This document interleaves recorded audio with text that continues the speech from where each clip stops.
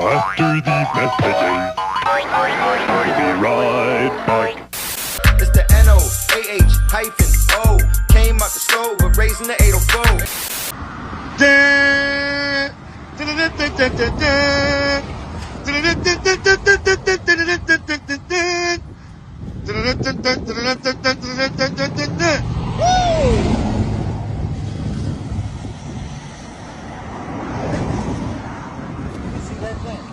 Yeah, man.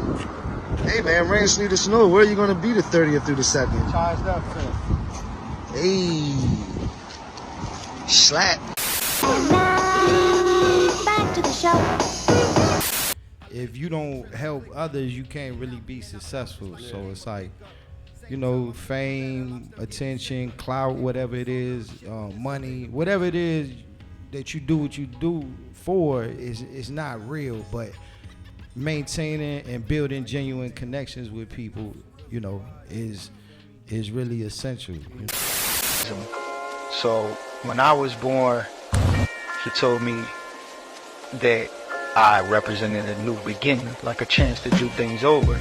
With Noah, it was a chance to restart the earth. God used Noah to be a new beginning. You know what I mean? And I know with Charged Up, if it wasn't for, you know, the brotherhood that I have with the guys I grew up with, and then us just being able to pull in more people and just continue to build, you know, starts with a core group of people, then it just grows, you know? So when I see people like, you know, what y'all's crew here, the Chop Shop has done, or what the Broad Street Bullies have done, I see the same thing. These are communities of people, you know, real brotherhoods, real family, you know? Yeah. And it's just about how can we continue to build on that and connect with each other, you know? So that's the whole thing, like with Charged Up Fest, you know, we're bringing it under one banner, but if you look at each event, it's really us collaborating with other people who already have their own communities and groups, and we're just building together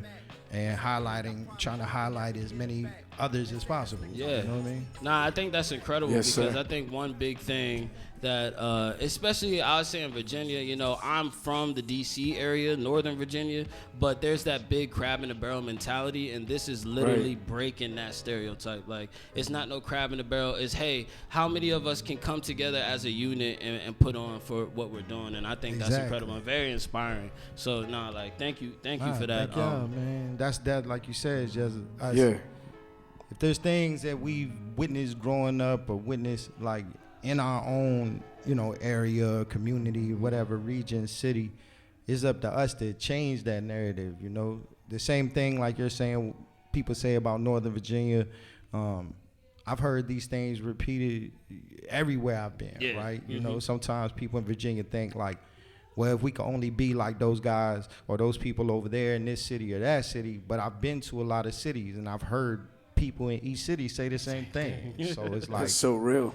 For real. That's real. because humans are humans everywhere. So it's like, bro, if we could just ignore all that, if you just focus and build with those who have the same mindset as you, then those other people who don't have that mindset won't be relevant. Either they could get down or they just gotta, you know, stay where they at. You know what I mean? Yeah. You know, and on that note, man, like I'm happy you touched on the fact that like being from Guam, being from the Philippines, having like Pacific Islander, Asian descent, you know, that's a core principle. One thing I'll touch on that just very slightly, but my uncle in Guam, you know, when I was 18 years old, you know, we were doing big things in the hip hop space, and you know, we were rapping, we were everywhere. We are low budget. Low Budget started several years ago under a different name while in high school. It's a combination that's gotten them the attention and endorsement that other bands are still dreaming about. Low Budget Productions became a record label in January of this year. Sports is next. We're back after this. And I was bragging, man, and my uncle was like, cool, but what'd you do for your people lately? You know what I mean? And that shit hit me because I really had to take a self-inventory and self-responsibility and think hard and be like, damn, I didn't do shit.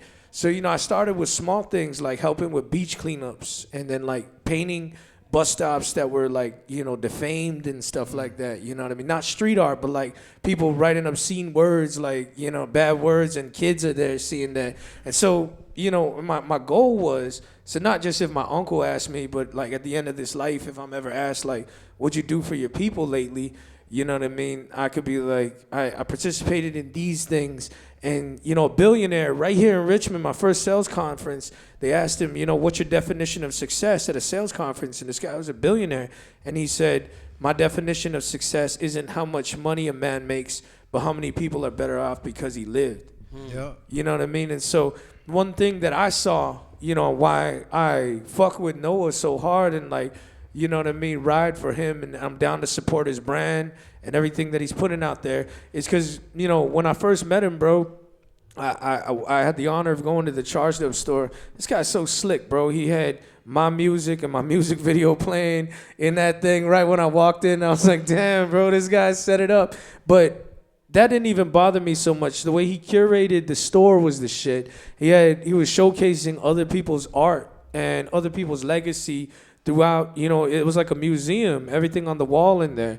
And the last part that really went home for me, bro, was there was trash out front on the sidewalk. Not even like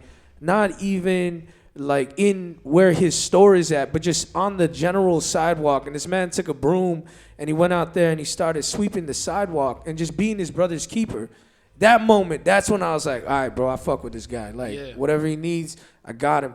And then I saw, like, you know, this bucket out front, a basket of, like, you know, vintage clothing, and it was donations, and he was giving coats to the, you know, the people that needed to be warm that were waiting at the bus stop regardless. You know what I mean? Like, anyone could just pick it up. And so the Charged Up Fest, I think, like, stems, at least in my eyes, from seeing that seed of being your brother's keeper and trying to, like, be a good human being, bro. That shit really speaks so deeply to me. I appreciate that. And that's why, like, I'm excited to see, you know, this in fruition, bro. And like 100%. Like you said, Teddy, a lot of people are always trying to tear each other down instead of building each other up. And we touched on that, on like edifying each other, you know what I mean? Like saying positive things about other people. And that's what I'm so excited for Richmond and what you're doing, Noah. Like, that's dope, bro. The Children's Hospital of Richmond. It's a young man who visited my store with his mother. So I'm trying to overcome a health issue right now. I thought it'd be a good idea. Y'all need to meet. I think you can speak over him, speak some life into him. That'd be sweet if he can come, man. If you can be there, that'd be sweet. So we're gonna do like a basketball game with John Marshall on June 1st. That's his school he go to. Oh yeah? Yeah, but he haven't been to Yeah. I'm going to the game. Listen to this man. You're a young dude, and look where his trainer thought at. If you can give anybody some advice that's going through some trauma, what would you tell them, bro? Man, y'all gotta stay strong, man. The fight ain't over till they say it's over, man. So I gotta lock in, though. Some of y'all be tweaking out here. So I gotta keep y'all heads up, though. Stay strong. A lot of y'all doing way better than Brett. Y'all got clothes on y'all backboard in the fridge, can get up and walk, run, jump. Got both of y'all parents can drive. Got pay bills, and y'all still complaining. Oh my God.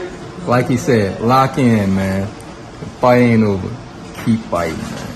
For real, for 100%. And speaking of, you know, you reaching out to other, you know, groups of individuals that are, you know, doing their thing and then incorporate them in Charged Up.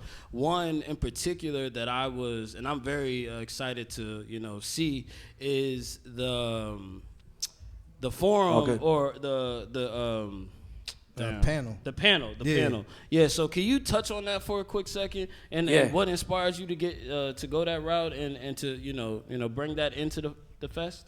Yo, so to anybody watching this, June 1st, we're doing a community block party from 12 to 5 in Jackson Ward, behind where the Charged Up store is located. But immediately after that, from 5 to 8 at the Black History Museum of Virginia, we're doing a panel discussion. It has different, you know, people who work for record labels, people who work in radio, notable, you know, producers like Bink, just different people in music and things like that. But what inspired me was actually like a few years ago, the people that own the Camel and the Broadberry would put on these events, and they were free.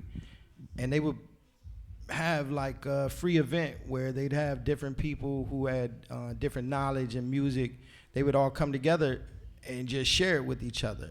But what I noticed was like, these weren't really people, you know, they weren't really people that was into hip hop or people of color, you know what I mean? Mm-hmm. And to me, I was like, that's not their fault. They're putting the information out there. Right. It's just that's not maybe the crowd who knows about it. So I approached them. It was like, man, I really, you know, was inspired by this, but I like to do it and let me curate it, because I believe like there's people that really need this information, mm-hmm. and you know, like they say, knowledge is power. So if people are just like not knowledgeable of certain things, but say they want to get into music or entertainment, you know, it's not just performing and making a song. There's so many elements, and that's when I seen that they were putting together these types of rooms to give upcoming artists this type of information. That's really what started, and this was like a few years ago. So, you know, I just started thinking about the event as a whole, and I didn't want it to be just like performances, turn up, everybody drink, or this and that. I want people to leave with something, mm-hmm. you know, like leave with value, substance. You're bringing value. It's value. Bring value and substance to this fest. And on another note too, to show like there's people, like just today, one of the people that's gonna be at the panel, she works for Atlantic Records, so she. In our store right now, we have like Nipsey Hussle's platinum plaques, and she like gave it to me so I could put it on display. Yeah, I want to show Nipsey. people here that there are people in this city, in this community, that, you know, are this far in the industry, but also not only they're in the industry, but they've had a part to play mm-hmm. in some of these big success stories. Mm-hmm. So not only is she gonna be there. We have a representative from Dream Chasers Records who's going to be there, you know, and he's not only worked for Dream Chasers, he's worked for Rock Nation, Maybach Music, and I know his resume personally, but I believe like there's more people who need to hear, you know, the information and his story. So I just wanted to put together an opportunity to get inside of a room with people who've already been there or had success, and it'd be free. Yeah, and they could share that's it. exciting. You know? That's amazing. Yeah. Is that an all ages event?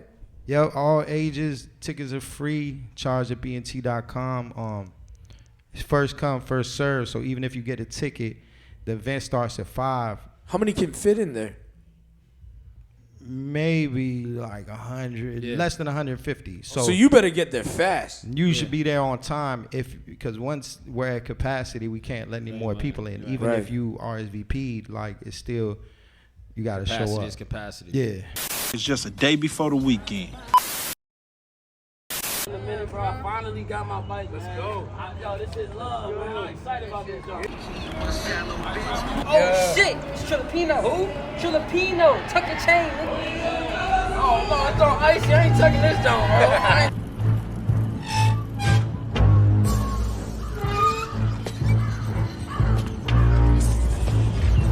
What's up, man?